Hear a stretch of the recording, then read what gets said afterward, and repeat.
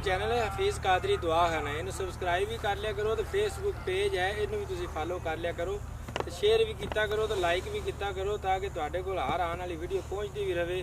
तो इन्हें शेयर भी किया करो ताकि किसी होर गरीब का फायदा हो सके। साडे करन दा मकसद है कि जेडे बेचारे वीडियो नहीं ना दवाई इलाज नहीं करवा सकते, जिन्होंने दौदां पै गई ने, सोजिश पै गई, यूरिक एसिड वध गया है, असी सिर्फ उन्होंने वास्ते जेडे बेचारे घर बैठे ने, उन्होंने संभालने वाला ही बंदा नहीं, उन्होंने वास्ते भाई साहब वीडियो है जेडे आ अमरूद के पत्ते वेंदे पै जे या कच्चा अमरूद है, अक्सर थल्ले भी डिग पैंदे ने अमरूद।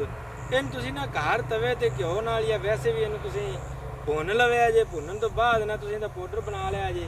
अगर ये ना कर सको तो इन्हां दे पत्ते उबाल के ना तुसी सुबह दोपहर शाम 3 टाइम इहदा कहवा भी पींदे रहो ना, इंशाअल्लाह तुहानू इहदा बहुत ही फायदा होवेगा। और यूरिक एसिड हफ्ते 10 दिन दे विच तुहाडा खत्म ही हो जाएगा।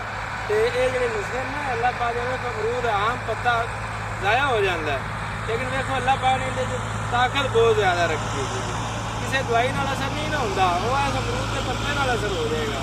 तो वैसे आ गुड़ियाँ जी बरी मौसम बाहर का है, आ गुड़ियाँ ना ये तुसीं खा भी सकते जी, इनका तुसीं पाउडर भी बना के रख सकते जी, ताकि तुसीं बाद भी कदे परेशानी किसी ने बने दे सकते जी, उन्होंने तुहानू दुआ देगा इंशाअल्लाह। जेडे सन दोस्त राबता करते हैं ना, उन्होंने वास्ते शुक्रिया अदा करते।